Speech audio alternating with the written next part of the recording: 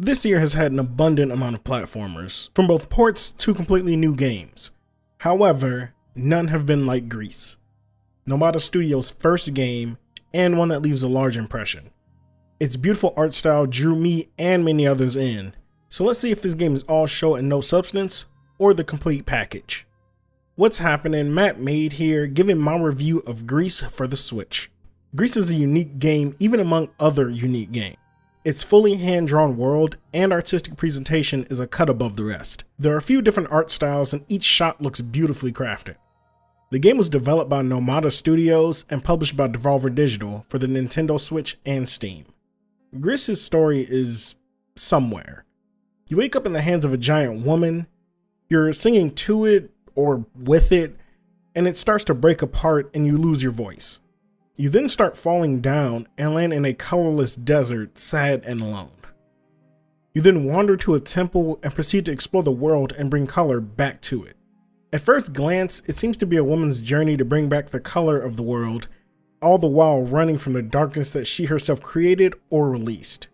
However, there feels to be some other underlying plot about making yourself complete and working with others to get through things. The entire story is told without words, dialogue, or a narrator. Everything is conveyed through actions and the setting. There are cutscenes, however they are only accompanied by the game's score. You are left to figure things out on your own and explore at your leisure.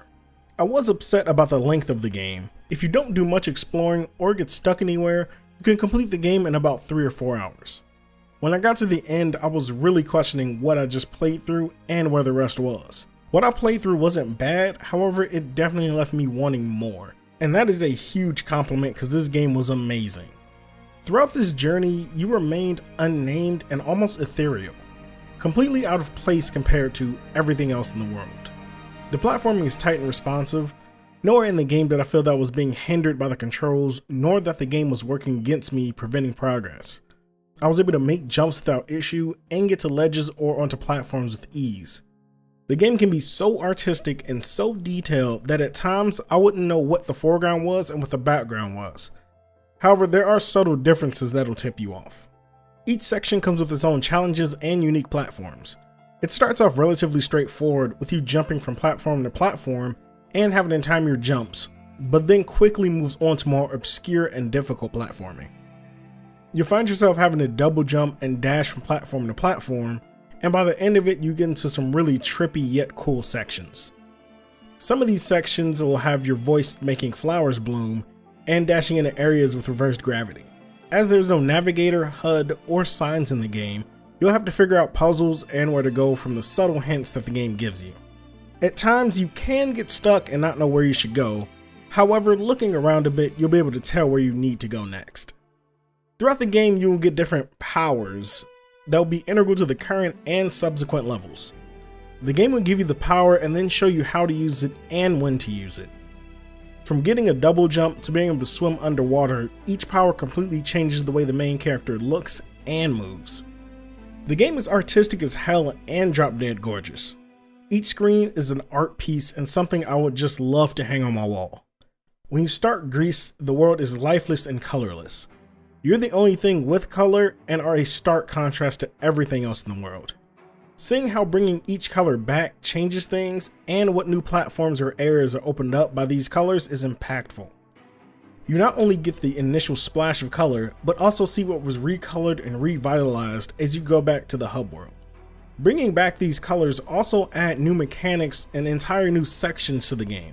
For instance, once you bring back the green color, you're then able to jump on treetops and get to ledges you couldn't before. However, to me, bringing back the blue color has to be the most impactful, as you not only get little ponds and streams, but you submerge an entire area that was open and dry just a bit ago. The world being this dynamic is wonderful and ingenious. The animations of the main character and the animals are all very fluid. As she changes or moves around, her cloak will take on different shapes and behave differently. If she jumps in the water and starts swimming, her cloak will then take the shape of something like a stingray or fish. When she double jumps, her dress fans out and flutters behind her. Every animation looks painstakingly detailed and thought out. On top of which, transitioning from air to water or from your double jump to a dash is fluid and fast. The cloak shifts and morphs beautifully from one form to the next. The creatures in the world of Gris are also pretty cute in their own ways. You have this weird rock crab shuffling at your feet, birds flying about, and sea creatures doing whatever it is sea creatures do. Aside from the smaller creatures, you also have the main antagonist or villain of the story, if you can even call it that. A giant creature of darkness that wants to eat you. It takes a few different forms, each being fluid and lifelike, and all of them coming off as menacing and threatening. However, oddly majestic and impressive in a certain way. Gris really took the aesthetics and the visuals to an entirely new level. The music is no slouch either. Each track plays lightly in the background as you explore and platform around. It's present when it needs to be, and it crescendos when you're being chased or during a cutscene. However, outside of that, it's very mellow and relaxing most of the time. When the black creature shows up and chases you, the music swells in order to give you a sense of panic and fear. It works well with the game and doesn't overpower it. The lack of lyrics and the predominant use of string instruments fit perfectly with what Nomada was going for. While Gris is a short adventure, it is one that has the heart and soul of its developers in it. Its beautiful visuals and tight gameplay are impressive for the studio's first ever game. The use of color to not only detail the world, but also change its very landscape is a fresh and interesting mechanic. Its music, style, and story all combine into something magical and enveloping.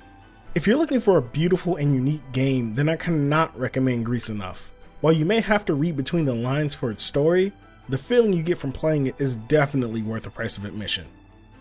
But what do you think? Have you played Gris? Have you seen gameplay of it? What are your thoughts on the game? Let me know in the comment section down below. And don't forget, if you're a fan of gaming, consider striking that subscribe button and hitting the bell. This is Mattmade, and I will see you tomorrow.